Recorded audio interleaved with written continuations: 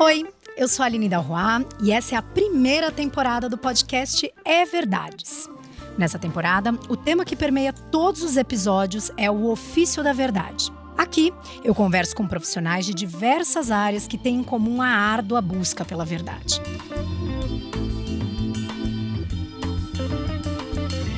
E hoje o meu papo vai ser com uma cientista. Gabriele Weber é doutora em física, professora da Universidade de São Paulo na Escola de Engenharia de Lorena, divulgadora científica no Instagram Mamutes na Ciência e minha colega de ensino médio, que lá na época ainda se chamava colegial, e que ganhou todos os prêmios de melhor estudante da escola porque era crânio demais. Eu tô louca pra saber como é que é a busca da verdade na ciência. Gabi, obrigada por aceitar esse convite. E eu queria que você contasse um pouquinho quem você é e qual é a sua atuação, como é que é o teu trabalho. Olá, muito obrigada pelo convite, Aline. Obrigada pela introdução. Eu tenho uma formação multidisciplinar, né? Apesar do doutorado em física, eu sou graduado em ciências moleculares, então eu tive um pouco de acesso à biologia e à computação um pouco mais forte do que a gente tem na física usualmente. E atualmente eu sou professora na Escola de Engenharia de Lorena e eu trabalho com uma gama de coisas, né? Meu doutorado na física foi na física matemática, que é uma área de intersecção entre a física e a matemática, e a ideia é basicamente você pegar modelos físicos e tratá-los com rigor matemático. Então, basicamente, provar algumas coisas, alguns resultados que já eram aceitos sem muito rigor na física. E ao longo da minha atuação, eu trabalhei com alguns modelos que derivavam da teoria de cordas. E mais recentemente eu estou trabalhando com algumas aplicações, não só a física de altas energias, mas a física da matéria condensada. E ainda mais recentemente eu comecei a trabalhar com questões de gênero e sexualidade e divulgação científica e a produção de jogos didáticos. Quando a gente fala de cientista, logo vem à mente aquelas figuras que sejam reais, tipo Einstein, Marie Curie, ou então da ficção, tipo Dr. Brown, do De Volta para o Futuro, o Dr. Vitor, do Castelo Rá-Tim-Bum, né, já entregando aqui, né, uma certa idade, o Dr. Vitor Frankenstein, ou mesmo o Franjinha, da Turma da Mônica. Todo mundo ali com seus laboratórios, seus microscópios, suas pipetas, suas geringonças inventadas. O que é real é que muita gente nunca viu uma pessoa cientista de verdade. Então eu queria entender o que afinal é ser cientista. Aí acho que a primeira coisa que a gente tem que falar é que provavelmente todo mundo já esbarrou na rua em algum cientista, só não sabia que era, porque a gente tem que separar um pouco o que está no imaginário popular da figura cientista do que um cientista de verdade é. Claro, tem essas figuras caricatas? Tem. A gente vai esbarrar nessas figuras. Não é à toa que elas existem. Mas a mídia ela tende a supervalorizar um certo estereótipo, que não corresponde à verdade. No sentido de tem muito mais diversidade na academia. Então você vai ter pessoas que, se você olhar, falar: caramba, você é cientista? Sim. Ser cientista é você estar disposto a olhar para a natureza através do método científico. Ou seja, pegar um fenômeno que te interessa, você vai lá, observa várias vezes e começa a ver, tentar entender como aquilo funciona. E depois disso fazer uma hipótese, testar essa hipótese e, quem sabe, chegar numa teoria. Então essa é a maneira como cientistas buscam a verdade. A ciência não necessariamente está atrás da verdade. A ciência ela busca descrever o universo. A verdade a gente nunca vai alcançar. O que a gente sabe é que os modelos que a gente tem são os menos piores para descrever a realidade. Então a ciência é a cultura da dúvida. Ela não é a cultura da certeza. Se você quer certeza, vai para a religião. A ciência ela vai questionar. Então ela vai olhar para a natureza e falar: será que isso é verdade? E a resposta que a gente pode ter é não.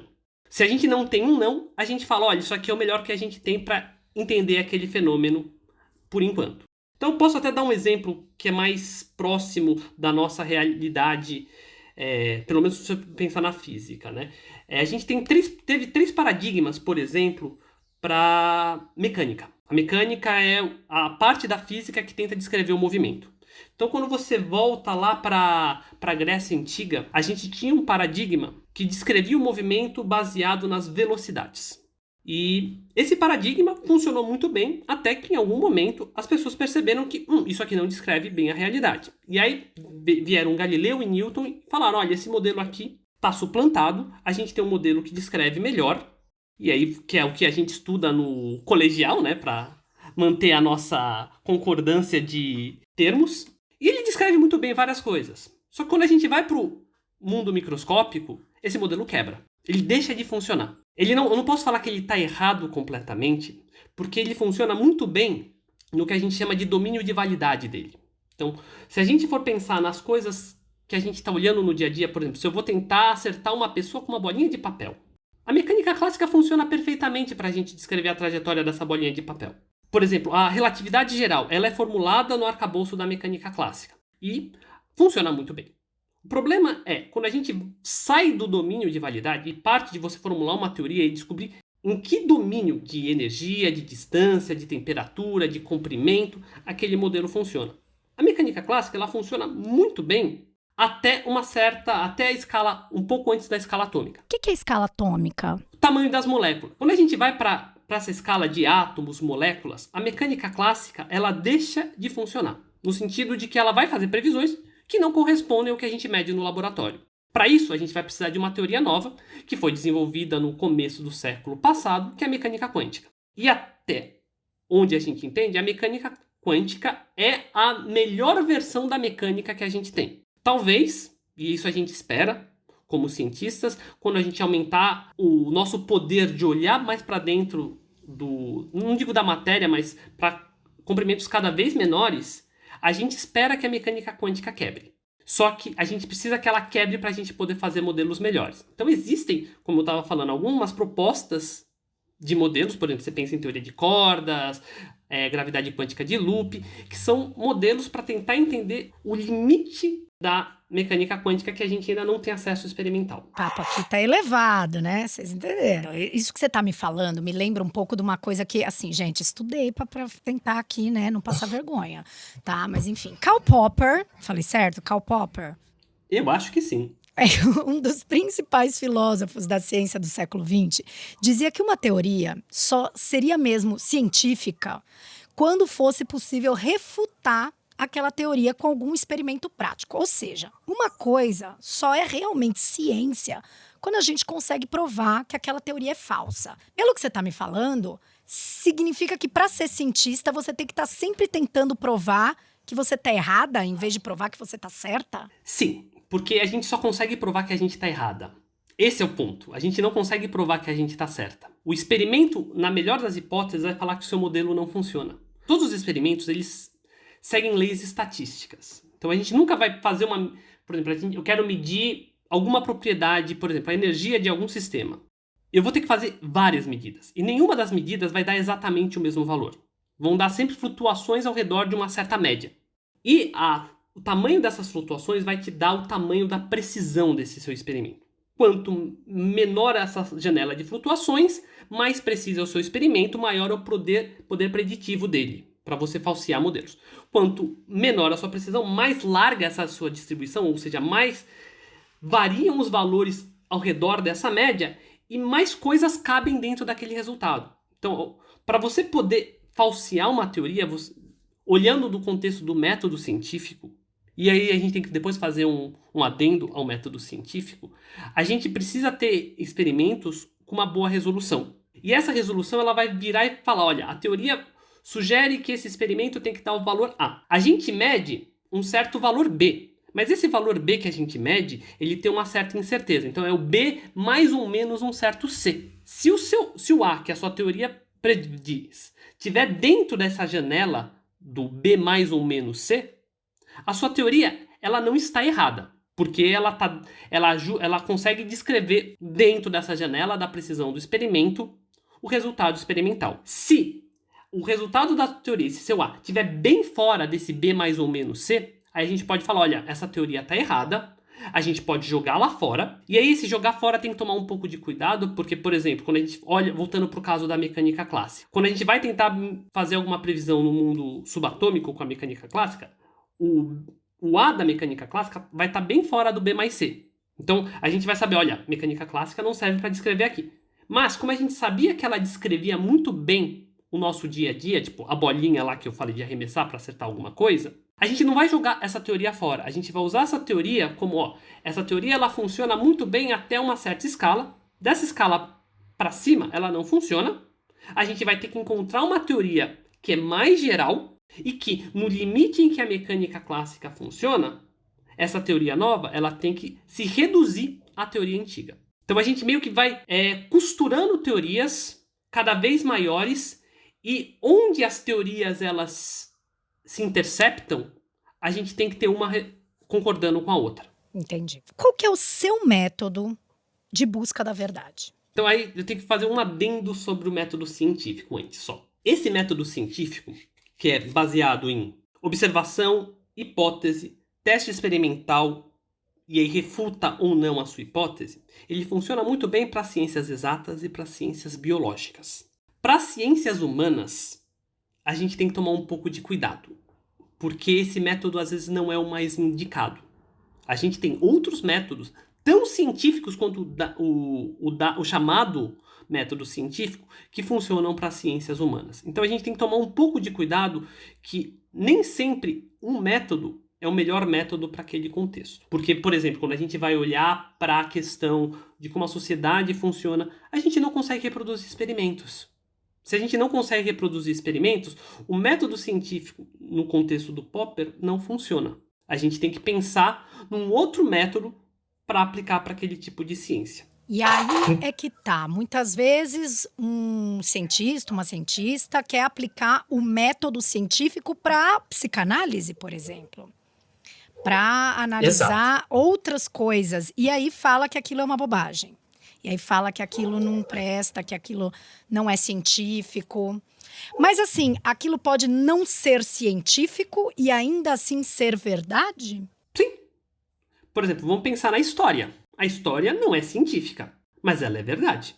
Tá, então, assim, e você tocou num caso bem problemático, recente, né? Essa questão da psicanálise, e teve toda uma grande discussão na ciência, e principalmente entre divulgadores científicos, sobre se é certo a gente julgar a psicanálise com método científico, sendo que não é a métrica certa. É como, por exemplo, colocar um teste, vamos julgar a qualidade, a evolução de um animal pela capacidade de voar dele. Um golfinho morre nesse teste. Um golfinho é um ser extremamente evoluído e tem altas habilidades que a gente reconhece em vários aspectos, mas se a gente for julgar se um golfinho é um ser evoluído ou não, e aqui evoluído entre várias aspas, pela capacidade de voar, a gente está usando a métrica errada. Então isso é uma coisa muito importante, né, da gente saber separar como que a gente vai julgar se alguma ciência funciona ou não. Tem que ser um método adequado. Para ciências físicas e biológicas, o método científico puxando para o Popper funciona bem. Para as humanidades, e aí a psicanálise está nesse limbo das humanidades, a gente tem que tomar um pouco de cuidado. E aí tem que tomar muito cuidado para não cair na falácia de falar que ciências humanas não são ciências. Porque continua tendo a questão das hipóteses, continua tendo teste. A única diferença é como esses testes são feitos de hipótese. Você falou de pseudociência, né? Tudo que não tem evidência é necessariamente pseudociência? O que é pseudociência? Tá, pseudo, né? Vamos pensar. O radical pseudo vem do grego, quer dizer falso. Então é uma ciência falsa. No sentido de que esses resultados eles não passaram pelo crivo do método científico. Então aí a gente vai ter, por exemplo, situações que eram consideradas ciência até o momento que elas foram refutadas. Então pega a homeopatia. A homeopatia ela foi proposta como uma ciência. Então tem todo um método na homeopatia para você fazer as 50 milhões de diluições, para você preservar na memória da água o efeito ativo de alguma substância. Então foi feita uma hipótese, foi feito um método. Então nesse contexto, a homeopatia já foi uma ciência. Aconteceu que, num certo momento, a gente viu que a homeopatia não funciona como uma prática médica. Nesse momento que a gente é um consenso científico de que a homeopatia não é um método de tratamento, a homeopatia vira uma pseudociência. A mesma coisa a gente pode falar para um tema ainda mais polêmico, que é a astrologia. A astrologia, se você remontar à antiguidade, ela surge como uma ciência, como uma proposta de previsões para as vidas das pessoas. E aí foi eventualmente sendo testado e vendo que não funciona. Não existe correlação nenhuma com o que é feito no seu horóscopo e o que acontece na sua vida. Os astros não influenciam a sua vida, por mais triste que isso pareça. O que acontece, e aí que gera um falso positivo, é que quando você vai ler o seu horóscopo, mesmo quando você lê nas revistas, seria uma coisa muito... uma em 1 zilhão de funcionar, porque é um texto genérico escrito para 20 milhões de pessoas daquele signo.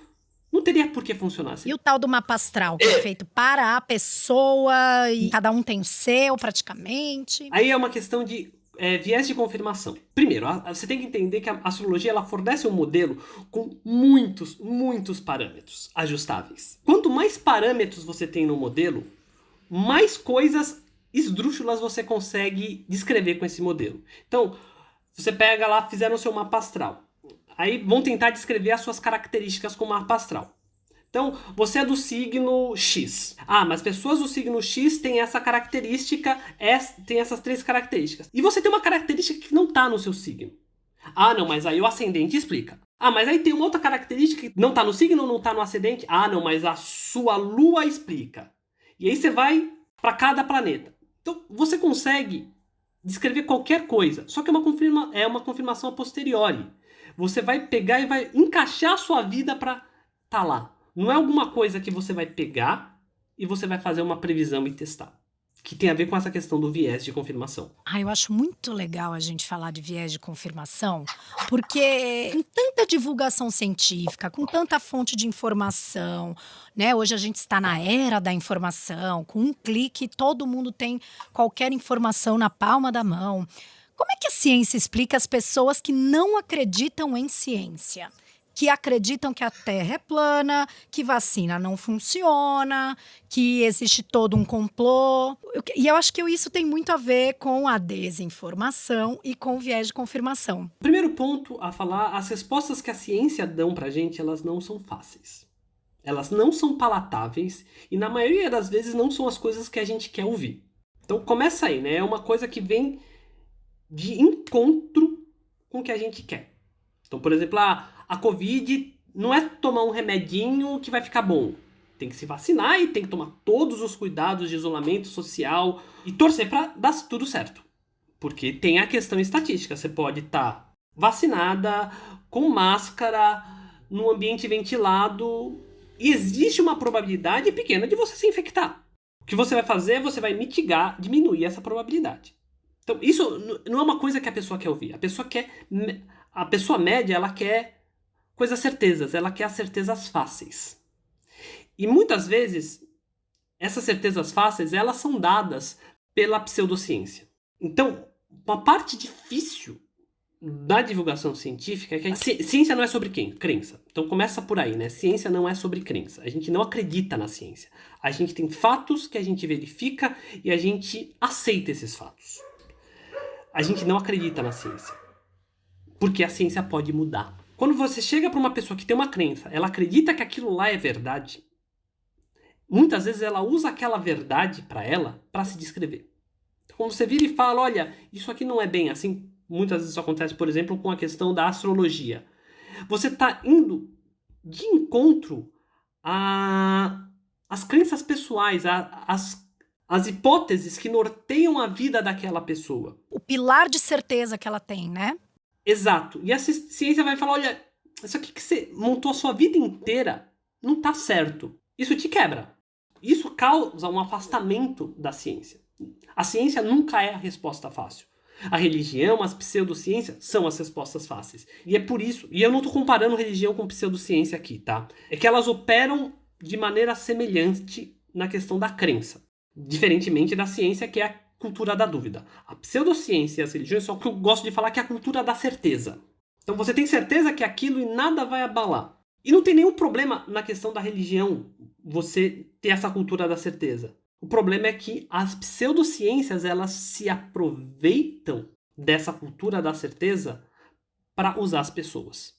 E aí tem também que tomar um pouco de cuidado, que tem algumas religiões, essas mais extremistas, que também fazem isso. A pessoa está doente, não, eu só vou rezar porque Deus vai me curar. Então tem que tomar um pouquinho de cuidado, que tem uma linha tênue, é uma discussão muito complicada para a gente não cometer preconceito religioso, mas existe essa problemática. Algumas pessoas, elas se recusam, em nome de práticas religiosas, a tomarem as atitudes recomendadas pela ciência para se salvar. Uma dúvida. Existe a possibilidade, já que tudo muda na ciência, né? Se a gente tem uma tecnologia melhor, a gente consegue estudar melhor uma teoria. Existe a possibilidade de alguma pseudociência hoje virar verdade, virar ciência amanhã? Não. Exatamente do jeito que o método científico funciona, a gente tem hipóteses e a gente vai rejeitando essas hipóteses. Então, no momento que a gente rejeitou alguma coisa, isso tem que tomar. É um cuidado muito grande. Tanto é que se você vai ler alguns textos de divulgação, por exemplo, principalmente física de partículas, a gente tem experimentos que indicam discrepâncias entre teoria e resultado experimental. É que está naquele limiar entre chegar à certeza estatística. Então, é o que as pessoas falam de intervalo de confiança, é o que as pessoas falam de desvio padrão, do 5 sigma, que você precisa estar suficientemente longe da sua previsão do resultado que você mede para poder falar, olha, isso aqui não tem como estar certo. E no momento que que a gente chega nessa janela dos chamados 5 sigma, é quase impossível da gente falar, olha, aquilo lá que foi rejeitado está certo. Então, antes da ciência rejeitar alguma coisa, muitos estudos são feitos para garantir que realmente aquilo lá pode ser rejeitado, aquilo lá não é verdade. Ou seja, quando aquilo né, cientificamente provado que está errado, não tem como, no futuro, por mais tecnologia que exista, provar que aquilo está certo. Aquilo já foi provado errado e já era. Exato, só se a gente for para um outro universo, que as regras são diferentes naquele outro universo. Agora, se algo é provado praticamente, empiricamente, cientificamente, em tese, deveria ser aceito por todo mundo. Por que muita coisa, então, na ciência não tem consenso? Porque, assim, em medicina, por exemplo, tem várias correntes que, às vezes, defendem coisas completamente antagônicas. Aí você fica assim, ué, gente, mas não é ciência? Tá, aí a gente tem duas coisas para discutir nesse ponto. Primeiro, vamos voltar ao que eu estava falando há um tempo atrás dos intervalos de confiança. Então, por exemplo, eu posso ter duas teorias, uma que propõe A e outra que propõe a linha. Se esses dois resultados estiverem dentro do intervalo de confiança dos seus métodos experimentais, aquele B mais ou menos C, as duas teorias são válidas. As duas teorias, elas ainda não foram falseadas. Então, eu posso ter duas teorias antagônicas que descrevem o mesmo fenômeno, com valores diferentes, mas dentro do que o meu experimento consegue discernir, e eu não vou conseguir falar qual delas está certa ainda. Eu vou precisar melhorar os meus métodos experimentais para poder separar o A do A' dentro do B mais ou menos C. Se um ficar dentro e o outro ficar fora, você é a teoria que não está errada e a teoria que está errada. Porque pode ser que eu refine mais e o outro também caia fora do intervalo de confiança. Então, tem esse detalhe importante. A gente pode ter duas teorias concorrentes, isso aconteceu várias vezes na história da ciência. Então, essa é uma das coisas. A outra coisa é quando a gente vem e fala, por exemplo, da homeopatia. Tá? A homeopatia já foi falseada. Já fizeram experimentos e demonstraram que remédio homeopático não funciona. O máximo que pode acontecer é efeito placebo. Então, o que é o teste que fizeram? Pegaram pessoas com alguma certa condição, dividiram esse grupo em duas partes. Metade deram o remédio homeopático, metade deram placebo. E aí foram analisar se houve melhora. O resultado desses estudos diz que não há diferença estatisticamente significativa entre a taxa de melhora do grupo com homeopatia e do grupo com placebo. Então, a gente não pode afirmar que o remédio homeopático funciona. E como foram vários estudos, é um consenso na comunidade científica de que homeopatia não é ciência, é uma pseudociência, mas isso não significa que não tem um monte de pessoas que acreditam. Exatamente porque existe a possibilidade de uma correlação de eu tomar um remédio homeopático e eu ver uma melhora no meu caso. Essa é uma questão mesmo. Realmente, a coisa da homeopatia foi muito discutida, principalmente porque crianças, né, bebês tomam às vezes e realmente obtém então assim, haveria um placebo em bebês, né, aí fica essa discussão. Placebo tem dois pontos, né? O placebo pode ter uma parte psicossomática de melhora, mas também pode ser o curso natural da doença. Você ficou resfriada, tomou um remédio homeopático. Independente do remédio homeopático, seu corpo pode brigar com o vírus e você fica boa. Independente do remédio homeopático. Então, uma das coisas é, se você tomar um remédio homeopático, se você for diabético e tomar muito daquelas bolinhas de açúcar, você não vai te fazer mal. O ponto é, você não pode depender do remédio homeopático para curar suas doenças. Você está com câncer. A homeopatia não vai te curar. Mas se você tomar homeopatia, não vai te fazer mal. Se te dá um conforto tomar homeopatia, toma. Mas não deixa de procurar médicos que vão te encaminhar adequadamente com métodos que a gente sabe que funcionam na média. É quase como uma religião, né? Quer rezar? Reza. Isso. Não vai te fazer mal. Agora, eu imagino que uma pessoa cientista, ela tenha que ter um desapego, uma humildade intelectual meio que acima da média, para deixar de lado as próprias crenças, as próprias convicções, paixões, né? Aceitar que as suas ideias de mundo talvez, né, não sejam certas, estejam erradas. Só que o que a gente vê no meio acadêmico, no meio científico, o ego é um negócio complicado, né, não? Isso é meio contraditório, isso parece meio incongruente. Como é que faz para uma pessoa cientista domar o próprio ego? Tá, então vamos começar falando que o ser humano é por natureza contraditório. Então, não é nada inesperado que a gente tenha cientistas que tenham suas crenças, que tenham seus egos, que vão defender as unhas e dentes as suas convicções, mas não é como deveria ser. O problema é, nada é como deveria ser. Então a gente tem que aprender a lidar com os egos na ciência. E é importante também que tenham esses egos de uma certa forma, porque experimentos errados acontecem. E às vezes é na cabeça durice de alguma pessoa que acha que o resultado dela tá certo que vai levar ao avanço na ciência. Então o ego é um pouco importante e no sentido que eu falo da resiliência. Se você tem convicção de que o que você tá fazendo tá certo, de que você não cometeu nenhum erro, você tem que insistir. Mas você também tem que estar aberto a... será que essa ideia aqui não está melhor? Será que aqui não tem um erro? E aí isso gera vários embates na ciência e coisas bem complicadas acontecem. Então não é fácil navegar pelo mundo acadêmico, da mesma forma que não é fácil navegar em nada, porque são pessoas sendo pessoas com as suas hipocrisias, com as suas problemáticas, e nada é como deveria ser no sentido de abnegação.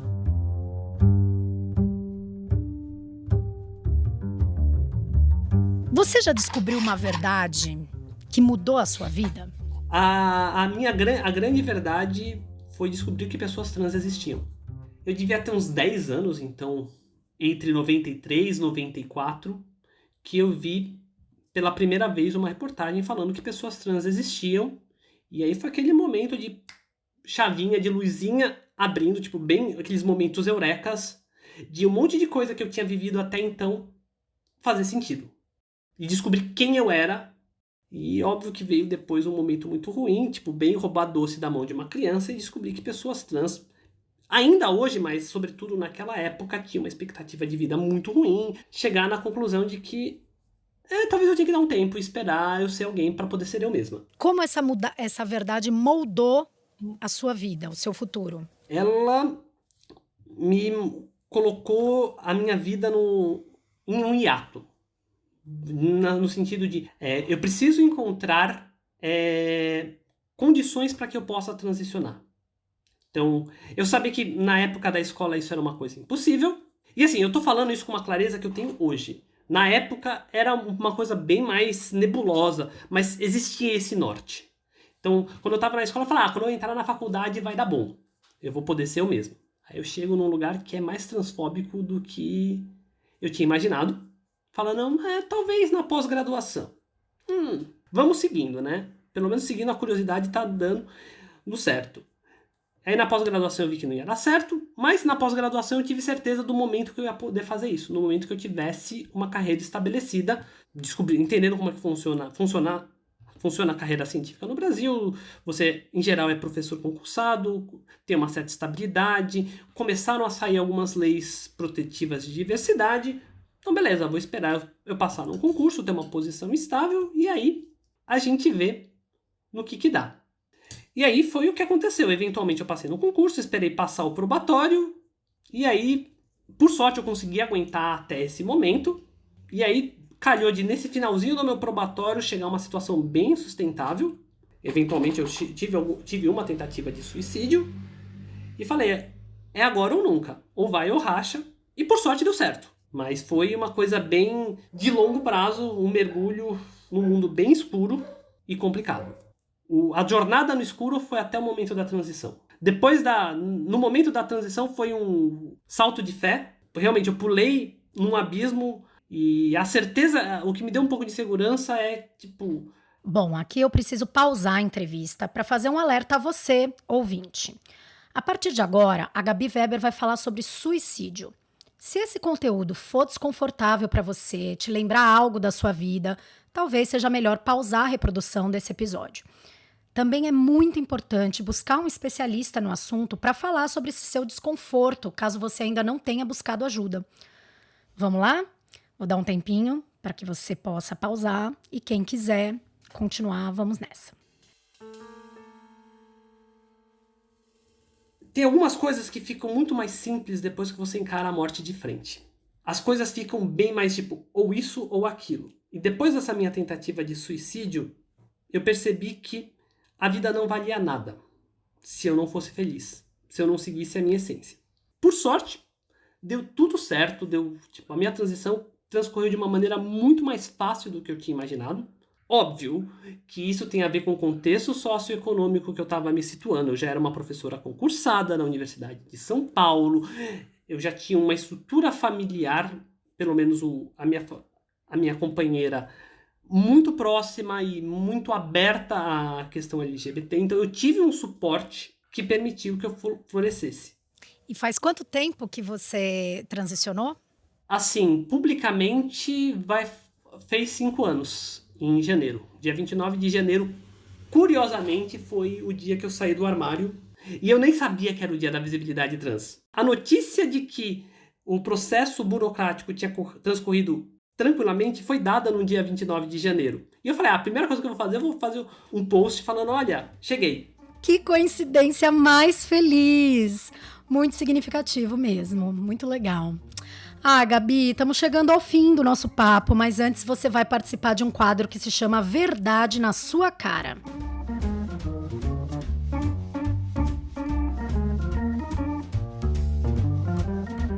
Gabi, conta pra gente uma verdade que ninguém aceita.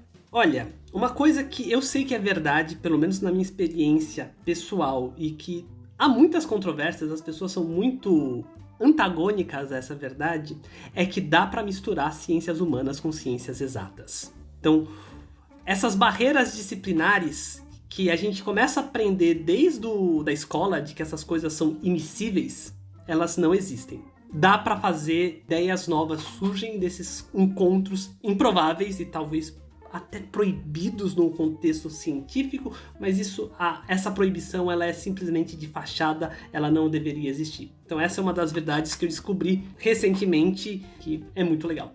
Então, estudem humanidades, pessoas de exatas, pessoas de humanas estudem exatas, porque vai ajudar muito a entender o mundo, vai ampliar as suas linguagens para entender como a nossa sociedade, a nossa humanidade, o nosso universo funcionam. Obrigada, Gabi. Foi um prazer te receber. Obrigada. As pessoas em geral me convidam só para falar sobre questões trans, questões LGBT, e eu gostei muito de não falar explicitamente delas. Óbvio, eu não consigo não falar, mas é muito bom quando o convite vem para falar das coisas que eu estudo.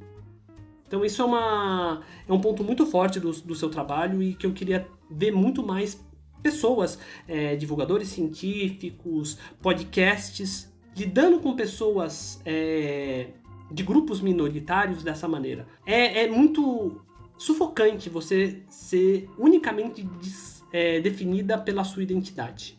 Então, parabéns, e foi muito gostoso conversar, porque eu pude falar sobre coisas que eu estudo. Óbvio, agora eu também estudo gênero, mas veio depois, né? Então, é legal falar sobre ser cientista. E é importante que mais pessoas falem sobre ciência, falem sobre a busca da verdade, e entendam que isso é uma busca multifacetada que remonta ao primórdio da humanidade. E esse foi o papo com a cientista Gabriele Weber, que é doutora em física, professora da USP na Escola de Engenharia de Lorena e divulgadora científica no Instagram Mamutes na Ciência. É importante dizer, nesse finzinho de episódio, que se você precisa ou conhece alguém que precise de ajuda emocional, procure o CVV, que é o Centro de Valorização da Vida. O CVV realiza apoio emocional e prevenção do suicídio, atendendo de forma voluntária e gratuita a todas as pessoas, sob total sigilo, seja por telefone, por e-mail ou por chat 24 horas por dia, todos os dias. O telefone é 188 e o site é www.cvv.org.br.